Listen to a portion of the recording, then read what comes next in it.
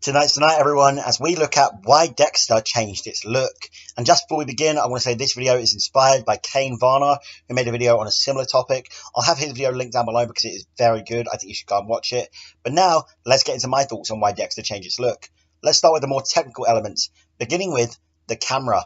Cameras play a big part in any TV show, and now let's start with the evolution of the cameras. Season 1 was originally shot during the transition from standard definition to high definition TV.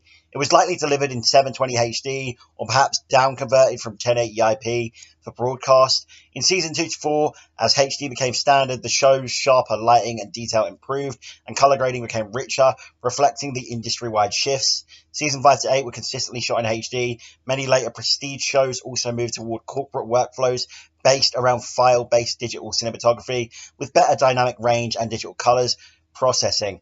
New Blood likely used modern 4K capable digital cinema cameras, but the final product was still delivered at HD or 1080p for broadcast/streaming.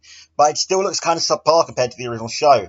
Given the production norms for prestige streaming series in 2024, it's almost certain that Original Sin was shot on high-end digital cinema cameras with at least 4K capture formats. However, the final delivery is probably at 1080p Full HD or possibly 4K UHD, depending on the platform. Thankfully, it looks a lot cleaner than New Blood, and Resurrection continues the cleaner, crisper look of Original Sin with slightly lighter, brighter colours than New Blood, which is much better.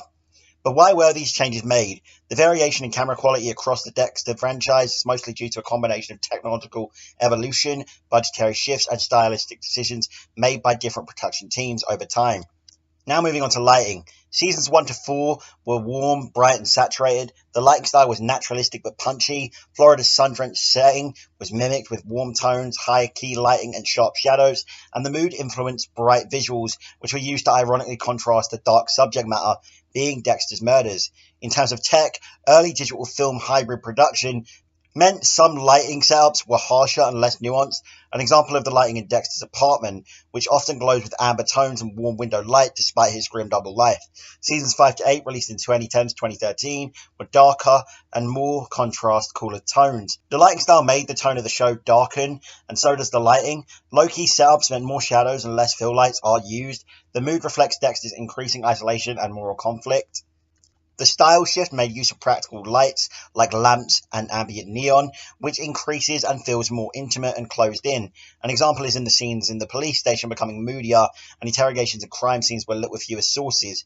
Dexter New Blood was more cinematic and cold. The lighting style was much more controlled. Cinematic lighting with cooler white balance to match the snowy Iron Lake setting.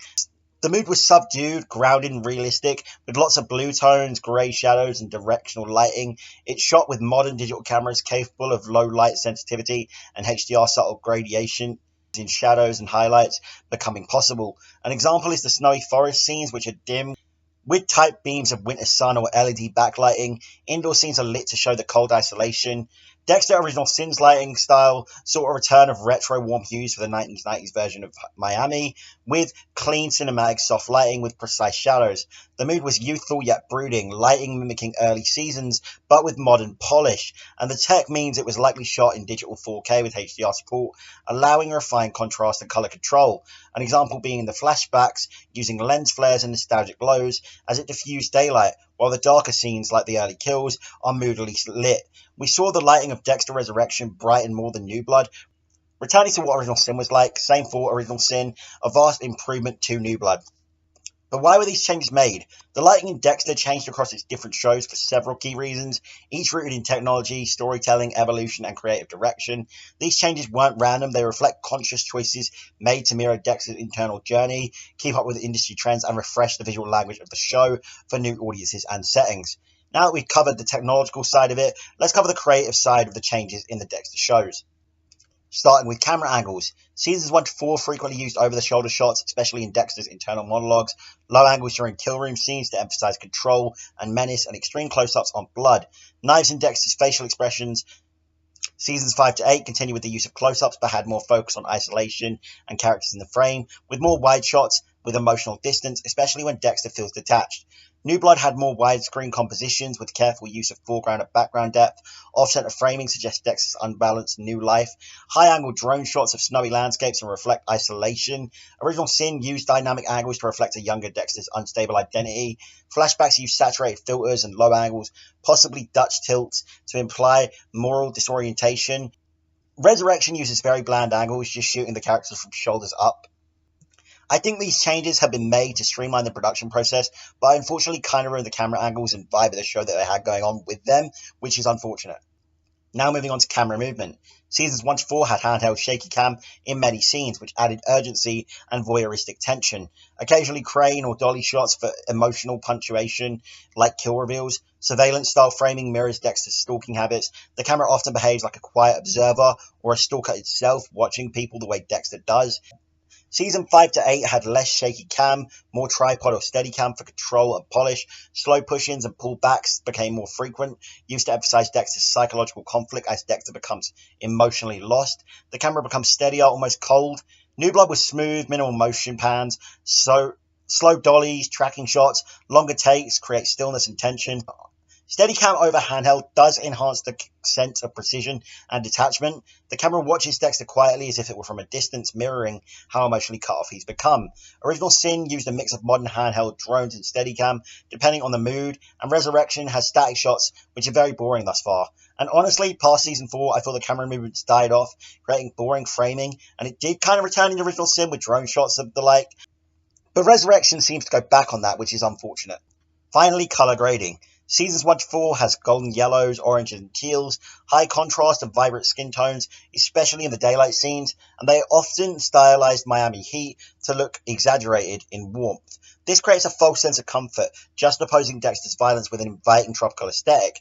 This enhances the duality of his life, blood and horror hidden under sudden suburbia. Seasons 5 to 8 were still warm, but less saturated. Yellows became more beige, more subdued. Indoor scenes get cooler with more shadows and neutral tones, and this reflects Dexter's increasing emotional wear and eternal collapse, and it begins to strip away the artificial warmth of his normal life. New Blood had cool blues, icy greys, and snowy whites dominant.